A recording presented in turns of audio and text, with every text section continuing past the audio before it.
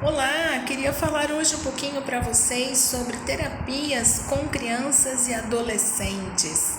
Hoje em dia é muito comum, sabe, os pais procurarem uma terapia para os filhos, principalmente de desenvolvimento, de evolução, de crescimento, porque as crianças de hoje, elas estão muito ansiosas, elas estão estressadas, às vezes elas ficam respondonas, elas ficam bravas, irritadas, e os pais, muitas das vezes, eles não conseguem lidar com os filhos. Às vezes é necessário um profissional interagir, conversar, abrir o coração dessa criança para que ela possa falar aquilo que tanto pesa para ela.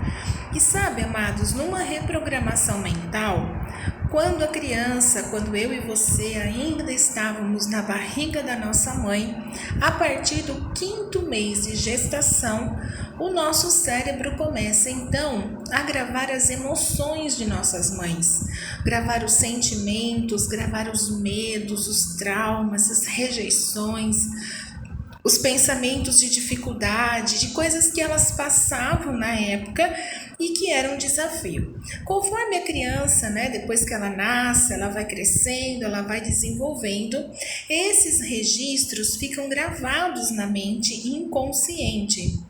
Conforme a criança vai crescendo um pouco mais, 12, 13, 14 anos, esses registros eles são lidos com muita frequência se a criança não liberou esses sentimentos. E uma das coisas que eu percebo muito hoje, posso até afirmar aqui que seria uma falha dos pais, é o diálogo. Hoje em dia o diálogo tem sumido, não sei se vocês perceberam isso, mas é muito natural as pessoas se comunicarem. Dentro de casa, às vezes o casal se comunica, tipo, você pagou o boleto, você fechou o portão, você pôs o lixo na rua, mas raramente você vê os casais conversando sobre aquilo que está por dentro. Às vezes os pais, não por culpa, tá? Não por negligência. Às vezes é pela correria do dia a dia mesmo, às vezes é pelo cansaço físico, emocional. Os pais fazem perguntas básicas para os filhos, tipo, como foi na escola hoje? Você pagou a PM? Você levou o caderno? Você esqueceu a bolsa na escola? Você pegou a blusa? Como foi na prova? Então, são perguntas que trazem umas frequências de cobrança. E assim como nós, nenhuma criança gosta de ser cobrada. Ela gosta de ser compreendida e ouvida. Se ela não tem esse tipo de relacionamento com os pais, ela vai ter esse tipo de relacionamento lá fora. Esse seria um assunto para um outro vídeo, né? Mas o que acontece? Quando nós proporcionamos um ambiente onde a criança, o adolescente possa conversar, nós atraímos os nossos filhos para nós. E é claro, amados, que isso exige paciência, exige disciplina, exige nosso tempo, exige a nossa disposição, a nossa força de vontade em dialogar com os nossos filhos e não apenas fazer frases de cobrança.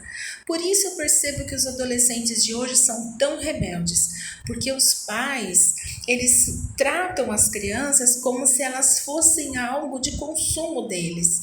Não estou generalizando, não estou dizendo que isso é um erro, mas a consequência nos nossos filhos é muito grande. Às vezes eles não podem dizer coisas para nós, porque eles têm a certeza que a gente não vai gostar, que a gente vai gritar talvez, que a gente vai exaltar, que a gente vai surtar. Eu tenho um adolescente que um dia ele falou assim para mim, eu não conto para minha mãe as coisas que acontecem na escola, porque ela vai lá na frente da escola arrumar barraco. E aí eu achei aquilo incrível, porque às vezes a gente tem a disposição de chegar brigando, de chegar cobrando alguma coisa, mas a gente não tem a disposição de ouvir os nossos filhos. Por isso que muitas crianças às vezes usam o artifício da mentira e diz para os pais, está tudo bem. E na verdade não está. Às vezes eles têm um conflito interno, mas eles sabem que se eles colocarem esse conflito para fora, esse conflito vai gerar uma bomba emocional nos pais que não vai dar o resultado que eles querem. Então, muitas vezes, não sei se é o seu caso, já passei por isso, não tenho nenhum problema em assumir isso. eu não tinha diálogo com meus filhos. Eu era uma mãe dessas que eu falei, que cobrava, que exigia, que falava. E hoje eu percebo que eu consigo mais retorno deles conversando numa frequência de amor, de respeito e de olho no olho, do que se eu estivesse apenas cobrando e querendo dizer a verdade. Na verdade, a verdade, ela tem que ser dita com muito amor. Se você quer algo do seu filho, explique para ele o que você quer. Se você quer que ele lave uma louça, faça um serviço doméstico, explique para ele que você está cansada, que seu dia foi corrido e que se ele te ajudar, vai ser mais suave para você. Mas não faça isso gritando, não faça isso cobrando, não faça isso jogando na cara. E não use aquela bendita frase: no meu tempo as coisas eram diferentes, porque a comparação também é uma frequência muito pequenininha e aí não vamos conseguir resultado dos nossos filhos.